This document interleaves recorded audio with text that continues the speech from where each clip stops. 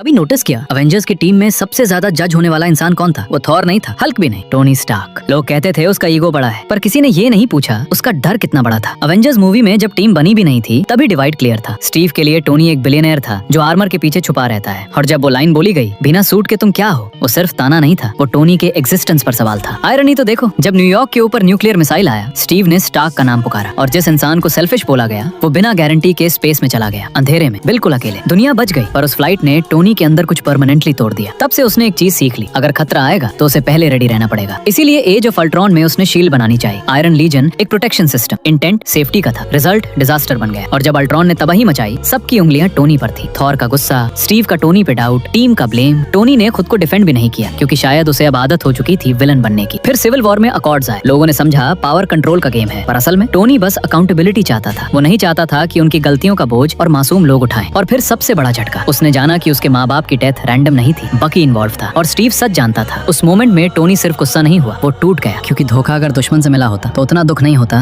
जितना अपनों से मिलने पे होता है। इन्फिनिटी वॉर में भी देखो, टाइटन पर जब आर्मर के टुकड़े टुकड़े हो रहे, टोनी थैनोस के सामने खड़ा था। वो भगा नहीं, क्योंकि हीरो बनना उसका शौक नहीं था, रिस्पॉन्सिबिलिटी लेना उसकी आदत थी। एंड गेम में जब उसने स्टीव को आर्क रिएक्टर दिया, वो सिर्फ आर्गुमेंट नहीं था, वो सालों का अनकहा पेन था। और फिर फाइनल मोमेंट में वो स्नैप। इस बार कोई प्लान भी नहीं था, कोई बैकअप नहीं, सिर्फ एक इंसान जिसको हमेशा मिसअंडरस्टूड किया गया। लेकिन जब वक्त आया, उसने पूरी यूनिवर्स का बोझ अपने हाथ में ले लिया। तब जाकर लोगों को समझ आया, टोनी परफेक्ट नहीं था, वो इनसिक्योर था, वो भी घबराता था, वो परफेक्ट भी नहीं था। लेकिन जब भी दुनिया को जरूरत पड़ी, वो हमेशा फ्रंट लाइन में खड़ा था। और शायद इसीलिए अवेंजर्स को उसे समझने में सबसे ज्यादा वक्त लगा।